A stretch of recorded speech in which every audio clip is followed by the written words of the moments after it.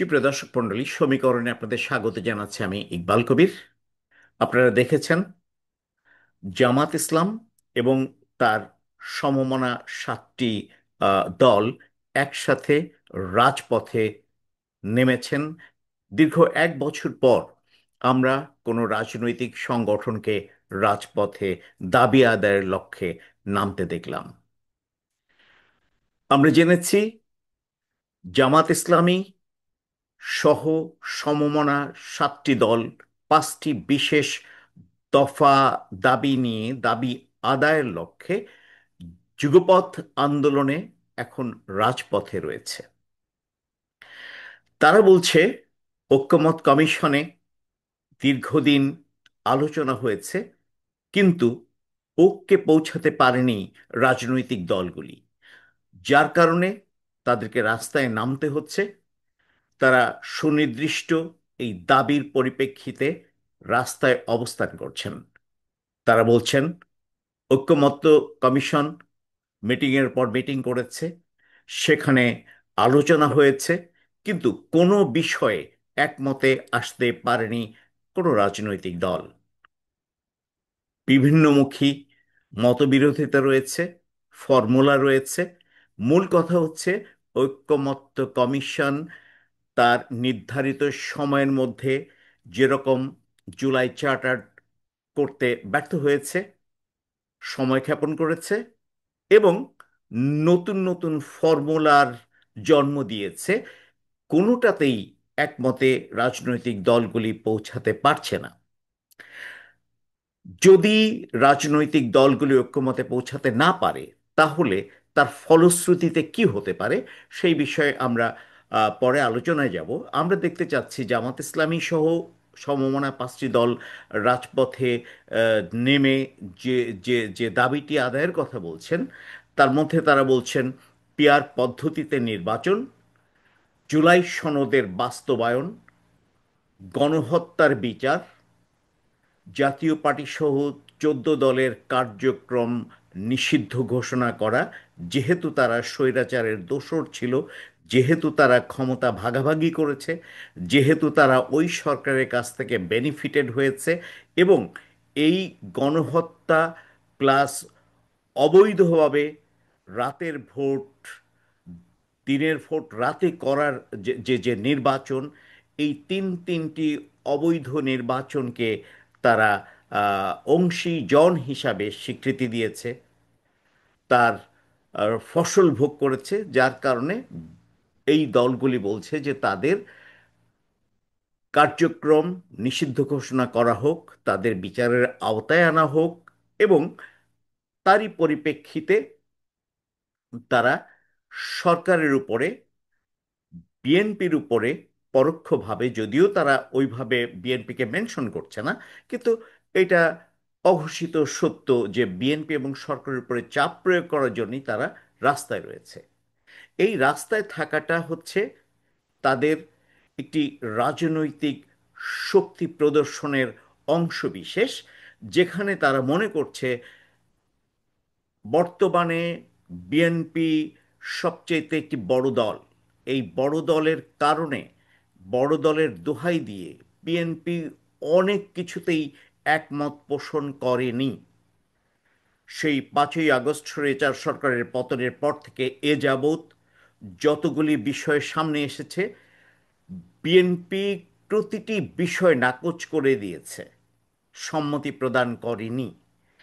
তারই ধারাবাহিকতায় আজকেও বিএনপি ঐকমত্য কমিশনের বিভিন্ন বিষয়ে একমত হতে পারছে না, যার কারণে এই দলগুলি এখন রাস্তায় নেমেছে বিএনপির উপর চাপ সৃষ্টি করা, সরকারের উপর, অন্তর্বর্তীকালীন সরকারের উপর চাপ সৃষ্টি করা, এবং একই সময়ে তারা যে একটি বড় দলে পরিণত হয়েছে, তারা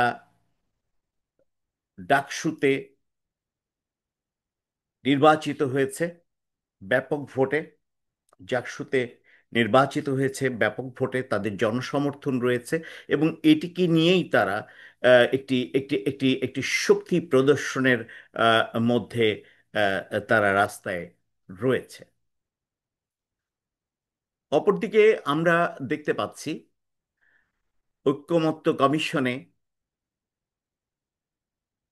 এখন পর্যন্ত ঐকমত্য পৌঁছাতে পারছে না রাজনৈতিক দলগুলি, যার কারণে জুলাইয়ের মধ্যে জুলাই সনদ বাস্তবায়ন হওয়ার কথা থাকলেও এখন পর্যন্ত সেটি কার্যকরী হয় নাই, আলোর মুখ দেখছে না। আদৌ দেখবে কিনা, কবে নাগাদ দেখতে পাবে, এটি একমাত্র সময় আমাদেরকে বলে দিতে পারবে। আমরা যেটি দেখতে পাচ্ছি সেটি হচ্ছে একমত না হওয়ার কারণে ঐকমত্য কমিশন তার সময় বৃদ্ধি করছে, এবং এই সময় বৃদ্ধি করতে গিয়ে তারা বারবার মিটিং করছে।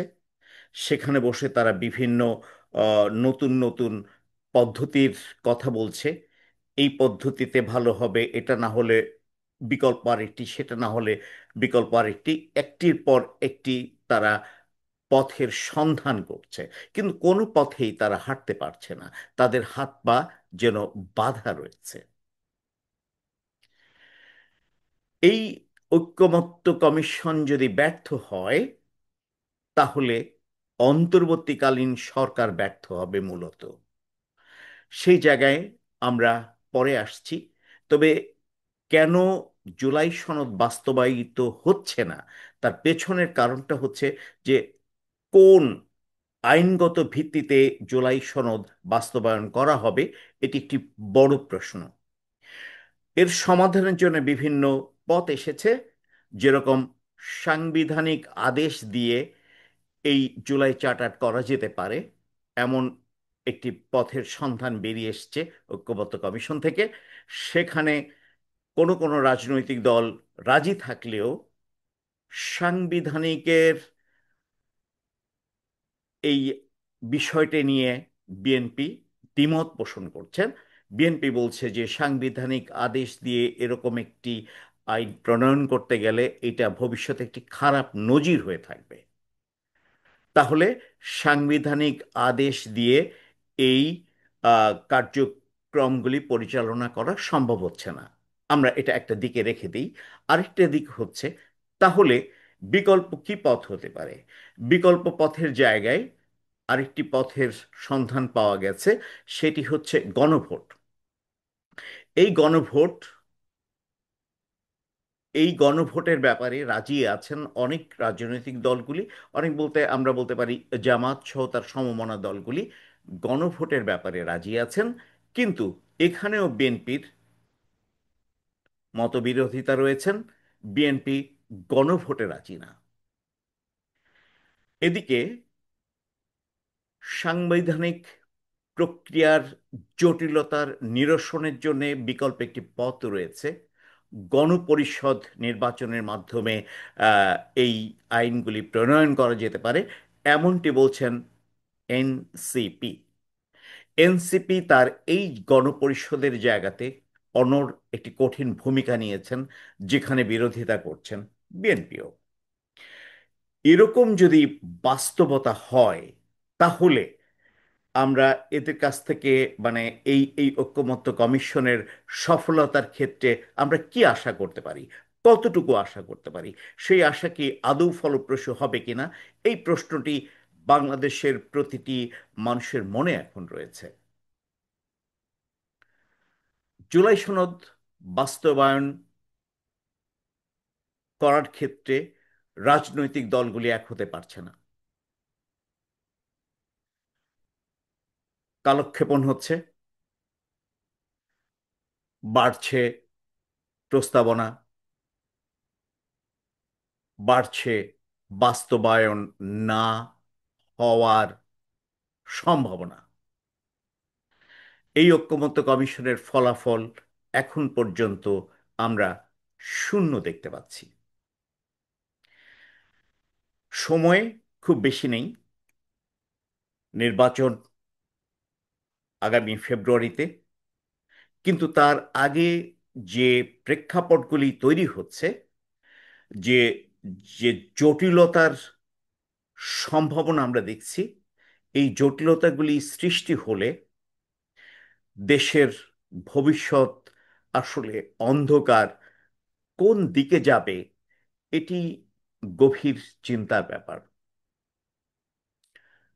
ধরুন, জামায়াত যে চাপটা প্রয়োগ করার জন্য মাঠে রয়েছে, এই চাপটি প্রয়োগ করে যদি কোনো ফলপ্রসূ কিছু না হয়, যদি কোনো কোনো ফলাফল তারা না হয়, তাহলে কি হবে? তাহলে এমন হতে পারে জামাত নির্বাচনে যাবে না। আওয়ামী লীগের ব্যাপারে রীতিমতো একটি একটি একটি একটি ব্যারিয়ার রয়েছে। যেহেতু তাদের কার্যক্রম নিষিদ্ধ, তারা নির্বাচনে অংশগ্রহণ করতে পারবে না। আমি যখন প্রধান নির্বাচন কমিশনারের সঙ্গে কথা বলেছিলাম, উনি এমনটিই আমাকে বলেছেন। তাহলে জামাত যদি না যায়, আওয়ামী লীগ এদিকে বাদ, অপরদিকে বিএনপি তার অবস্থানে অনড়, জামাত নির্বাচনে নেই, আওয়ামী লীগ নেই, জাতীয় পার্টি প্লাস 14 দলকে যদি তাদের দলীয় কার্যক্রম বিচার হওয়ার আগ পর্যন্ত বা নির্দিষ্ট সময়ের আগ পর্যন্ত নিষিদ্ধ ঘোষণা করা হয়, তাহলে নির্বাচনের মানে বিষয়টি কোন জায়গায় গিয়ে নির্বাচন দাঁড়াবে?